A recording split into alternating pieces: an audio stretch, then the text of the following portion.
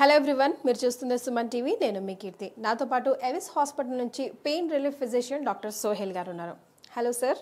నమస్కారం అండి. Sir, neck పెయిన్కి సంబంధించి మోస్ట్ కామన్ రీజన్స్ ఏమై ఉంటాయి సార్? ఇప్పుడు యంగ్ పీపుల్ ఉంటారు, ఓల్డ్ పీపుల్ ఉంటారండి. యంగ్ పీపుల్లో కామన్గా వచ్చే నెక్ పెయిన్ ఏంటంటే పోస్చర్, ప్రాపర్ పొజిషనింగ్ అండి. ఇప్పుడు యంగ్స్టర్స్ ఉన్నారు, చిన్న పిల్లల దగ్గర నుంచి చూస్తున్నాం, మనం సెల్ ఫోన్స్ వాడుతున్నారు ఇలా. సో మనకి హెడ్ వెయిట్ అనేది ఒక అప్ టు 5 kilograms వరకు ఉంటుంది. సో మనం స్ట్రైట్ ఉండాలి. స్పైన్ అనేది మనకి, ఈ హెడ్ అనేది మనకి ఈ బాడీకి రిలేటెడ్గా ఉండాలి, స్ట్రైట్ ఉండాలి. సో మనం ఫోన్ యూజ్ చేస్తున్నప్పుడు ఏం చేస్తాం? ముందుకు వంగుతాం. సో మనం ముందుకు వంగే కొద్దీ స్పైన్ మీద ఎఫెక్ట్ పడుతుంటుంది. ఇప్పుడు 5 kg ఫోర్స్ పడుతుంది మనకి స్పైన్ మీద. స్పైన్ అనేది మొత్తం హెడ్ని వెయిట్ క్యారీ చేస్తుంది. సో 5 kilos అంటే ఇమాజిన్ చేయండి, మనకు బౌలింగ్ బాల్ ఉంటుంది కదా, బౌలింగ్ బాల్ ఉంటుంది, బౌలింగ్ చేస్తుంటారు కదా, అది ఆ బాల్ అంత వెయిట్ ఉంటుంది. సో చాలా వెయిట్ బేర్ చేస్తుంటుంది నెక్ మనకి. సో మనం ఏదో అనుకుంటాం, మన బాడీ అనేది ఇట్స్ ఏ వండర్ఫుల్ థింగ్ అండి. So we take it for granted. ఈ నెక్ అనేది మన స్ట్రైట్ కాకుండా ముందుకు వంగితే ఈ 5 kg వెయిట్ అనేది 10 kgs అవుతుంది. 10 kgs పడుతుంది జస్ట్ ఒక 10 degrees టిల్ట్ వల్ల. ఇలా ముందుకు ఇంకా వంగితే it will go up to 25 kgs. 25 kgs weight మన నెక్ బేర్ చేస్తుంటాడంటే చూడండి, ఒక చిన్న బాబుని నెత్తి మీద పెట్టుకున్నట్లు. సో ఈ ఫోన్ యూసేజ్ అండి మెయిన్గా ఇప్పుడు కామన్గా వచ్చేది యంగ్స్టర్స్లో ఫోన్ యూసేజ్. అసలు ఇష్టం వచ్చినట్లు చూస్తుంటారు. ఇది మనకు బ్యాడ్ హ్యాబిట్, అందరికీ ఉంది, ఇంక్లూడింగ్ మీ. అంటే బట్ మనం ఏంటంటే ఈ ఫోన్ లెవెల్ మనకి ఐ లెవెల్కి పెట్టుకోవాలి అట్లీస్ట్. ఇలా పెట్టుకునే తర్వాత మనకి నెక్ స్ట్రైట్ ఉంటుంది. ఈవెన్ కంప్యూటర్స్, సాఫ్ట్వేర్ ఇంజనీర్స్ ఉన్నారు, వాళ్ళు కూడా కంప్యూటర్ లెవెల్ ఐ లెవెల్కి మ్యాచ్ అవ్వాలి. ఇలాగ కూడా ముందుకు వంగి ల్యాప్టాప్స్ యూజ్ చేస్తుంటారు, ముందు వంగి వర్క్ చేస్తుంటారు. సో మనకి బ్యాక్ పెయిన్ వస్తుంది, నెక్ పెయిన్ వస్తుంది, ఈ రిస్ట్లో ఇంకా రకరకాల పెయిన్స్ వస్తాయి వాళ్ళకి. అయినంత వరకు మనకి నెక్ స్ట్రైట్ ఉండేటట్టు చూసుకోవాలి. పోస్చర్ అనేది మెయిన్ అండి ఈ యంగ్స్టర్స్లో ఇప్పుడు కామన్గా ఉన్న ప్రాబ్లం. ఓల్డ్ ఏజ్కి వచ్చేసరికి అరుగుదల.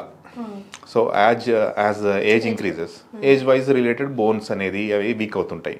సో దాని రిలేటెడ్ పెయిన్, అది డిఫరెంట్ థింగ్. మరి ఐడియల్ పోస్చర్ ఎలా ఉండాలంటారు సార్? లైక్ అంటే కొన్ని సజెషన్స్ మనం, బికాజ్ ఆల్మోస్ట్ ఆల్ అందరూ చదువుకున్న వాళ్ళే ఉంటారు, సాఫ్ట్వేర్సే ఎక్కువగా ఉంటారు, ఆర్ డాక్టర్స్ వాట్ ఎవర్, కానీ కూర్చొని పనిచేసే వాళ్ళే వైట్ కాలర్ పీపుల్ ఎక్కువ ఉంటారు. కాబట్టి ఐడియల్ పోస్చర్స్, ఐడియల్ చైర్స్ ఏమన్నా అట్లా ఏమైనా సజెస్ట్ చేయగలుగుతామా? మనకి లంబార్ సపోర్ట్ వచ్చే చైర్స్ ఉంటాయండి. మనకి కర్వేచర్, మనకి నార్మల్ కర్వేచర్ బ్యాక్లో ఇలా వస్తుంది.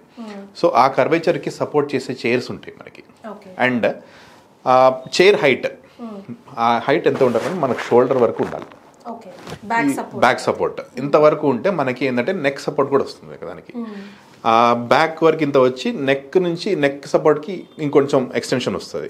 సో ఇంతవరకు ఎఫెక్ట్ మనకి వచ్చేంతవరకు చూసుకోవాలి అట్లీస్ట్. అది మాత్రం మినిమం అండి, ఎక్కువ డెస్క్ జాబ్ చేసే వాళ్ళకి. సో ఇప్పుడు మనం ఎంత తక్కువ హైట్ అయిపోతే అంత మనకి ప్రెషర్ పడుతుంటుంది. మన మజిల్స్ అన్నీ సపోర్ట్ చేయడానికి దాంట్లోనే ఉండిపోతాయి. సో మజిల్ స్ట్రెయిన్ అనేది స్టార్ట్ అయిపోతుంది.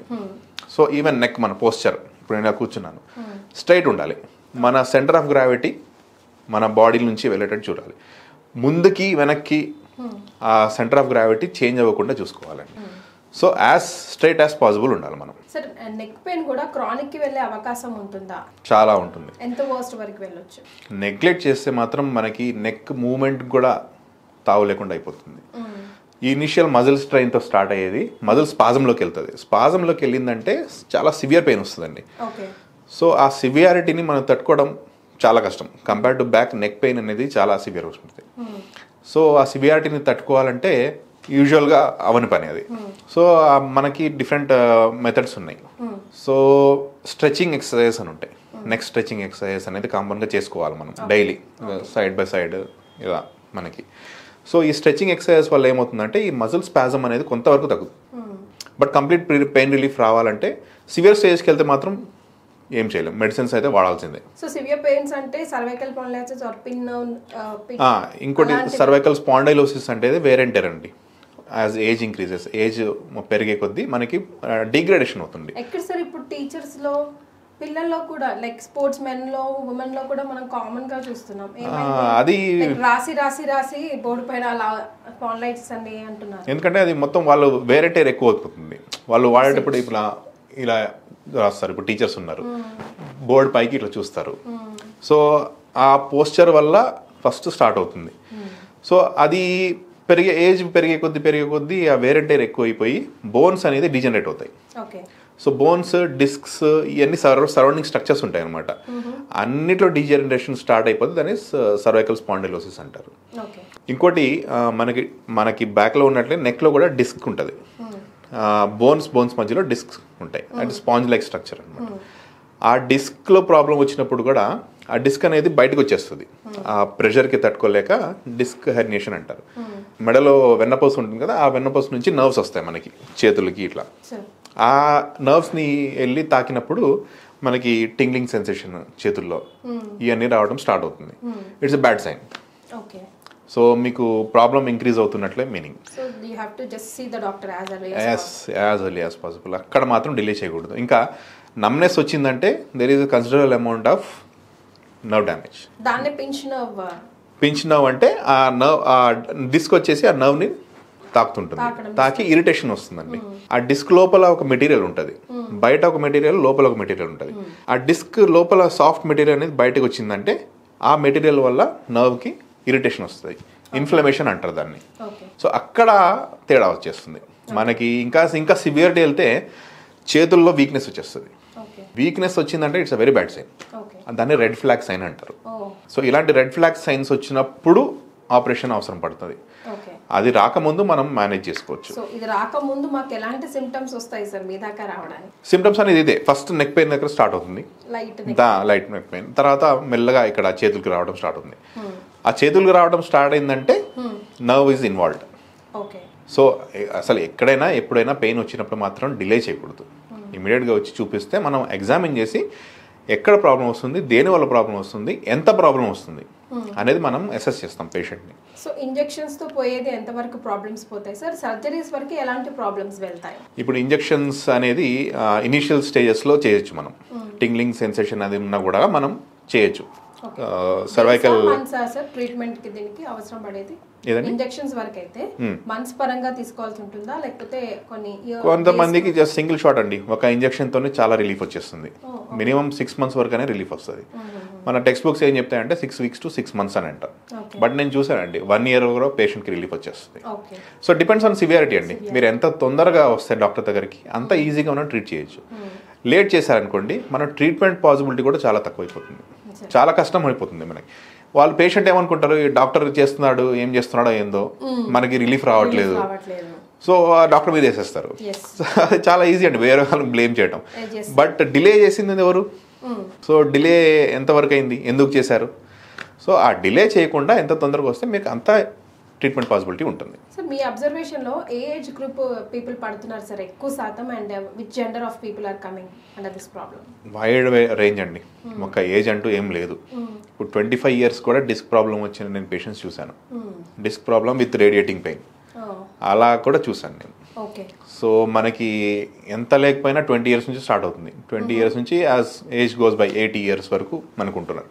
సో ఇట్లానే నెగ్లెక్ట్ చేస్తూ పోతే మనం ఇప్పుడు అన్నట్టుగా ఎక్కడి వరకు వర్స్ట్ వెళ్తుంది అంటే సర్జరీస్ వరకు వెళ్లకుండా ఉండాలంటే ఎప్పుడు గమనించుకొని ఎప్పుడు ట్రీట్మెంట్ ని స్టార్ట్ చేయాలంటారు? యాజ్ ఎర్లీ యాజ్ పాసిబుల్ అండి.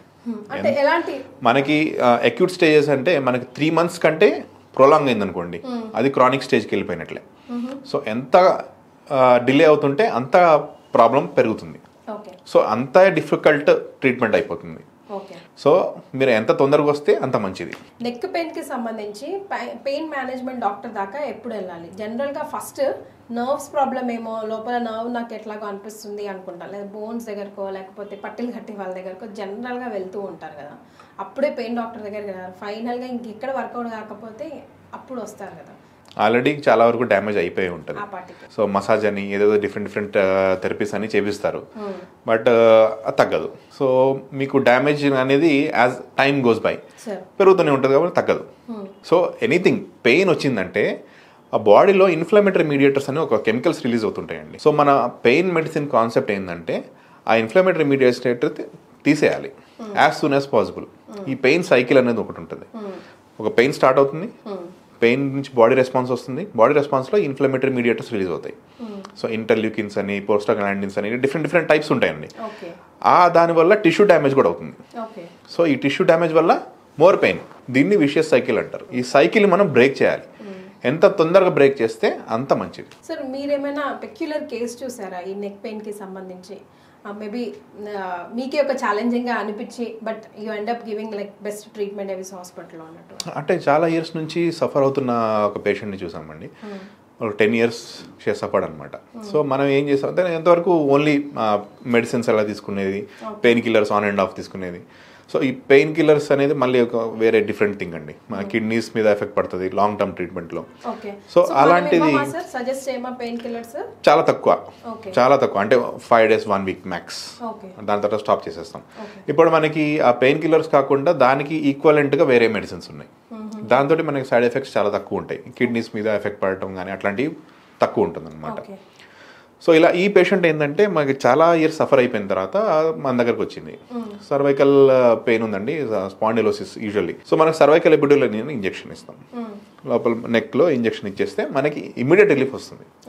So 1 type of drug will cause immediate relief. ఇంకో టైప్ ఆఫ్ డ్రగ్ స్టెరాయిడ్ అనేది ఉంటుంది. ఆ స్టెరాయిడ్ అనేది 6 months వరకు ఎఫెక్ట్ వచ్చేస్తుంది. ఇంకా 1 year వరకు రావచ్చు. డిపెండ్స్ ఆన్ ది ఎప్పుడు వస్తున్నారు మీరు పేషెంట్. తొందరగా వస్తే తొందరగా రిలీఫ్ వస్తుంది, ఎక్కువ కాలం వస్తుంది రిలీఫ్. ఎక్కువ బాడీలో డ్యామేజ్ అయ్యే కొద్దీ ట్రీట్మెంట్ అనేది డిఫికల్ట్ అయిపోయింది. So she was very happy. ఎన్నో ఇయర్స్ నుంచి భరించి వస్తూ ఒక 1 day వస్తూ అబ్బా అనుకుందంటే. ఎస్, మరి చెప్పాను కదండి, పెయిన్ సైకిల్ని మనం బ్రేక్ చేయాలి. ఇంకో పేషెంట్ ఒక హిప్ జాయింట్ పెయిన్తో వచ్చారండి. 15 years షీ వాజ్ సఫరింగ్. అంటే తనకి ఆటోఇమ్యూన్ కండిషన్ ఉంది, SLE అని. దానికి ట్రీట్మెంట్ తీసుకుంటుంది. స్టెరాయిడ్స్ అనేది లాంగ్ టర్మ్ నుంచి తీసుకోవాలి. అది తప్పదండి వాళ్ళకి. ఆ బాడీ మనకి ఇన్ఫ్లమేటరీ రెస్పాన్స్ అది తీసుకోవాలంటే ఆటో ఇమ్యూన్ డిసీజ్ అంటుంది దీన్ని. ఆ ఇమ్యూనిటీని మనకి బ్రేక్ చేయాలి. సో ఆ స్టెరాయిడ్స్, మీథోట్రెక్సైట్ అని కొన్ని ఉంటాయి. ఆ మెడిసిన్స్ తోటి షీ వాజ్ సఫరింగ్ అనమాట. హిప్లో పెయిన్ వచ్చింది. సో నేను 15 years నుంచి సఫర్ అవుతున్నాను డాక్టర్, ఏమైనా చేయండి ప్లీజ్ అని చెప్తే నేను లాస్ట్ వీక్ ఒక ఇంజెక్షన్ ఇచ్చాను. ఆ నర్వ్స్ సప్లై, హిప్ జాయింట్కి నర్వ్స్ సప్లై ఏమైనా చేస్తున్నానంటే ఆ సప్లై లేకుండా మనం బ్లాక్ చేసాం, ఆ పెయిన్ రాకుండా. ఇప్పుడు 1 week తర్వాత చూస్తే షీ నార్మల్గా నడుచుకుంటూ వస్తుందండి. అది పేషెంట్ సాటిస్ఫాక్షన్ అండి. అండ్ మోర్ ఓవర్ మాకు సాటిస్ఫాక్షన్ వస్తుంది ట్రీట్మెంట్ చేసినందుకు. అదే మనం ఒక పేషెంట్కి ఇంత హెల్ప్ చేసాం అన్నట్టుగా. సార్ వీళ్ళంటే వాళ్ళకే తెలుస్తుంది సార్, ఆ పెయిన్ వాడికే తెలుస్తుంది అన్నట్టుగా. మనకు చెప్తూ ఉంటారు, మనం ఈ రోజు ఇదే కంప్లైంట్ అనుకుంటుంటాం కానీ వాళ్ళకే తెలుస్తుంది. అవునండి, ఎవరైతే బాధపడుతున్నారో వాళ్ళకే తెలుస్తుంది. పక్క వాళ్ళు ఏమనుకుంటారు, ఏదో చెప్తున్నారు, కావాలని చెప్తున్నారు, అటెన్షన్ సీకింగ్ కోసం చెప్తున్నారు అని. అలా మాత్రం చేయకుండా. ఇప్పుడు మన ఇండియాలో వేరే కంట్రీస్లో అదే తేడా.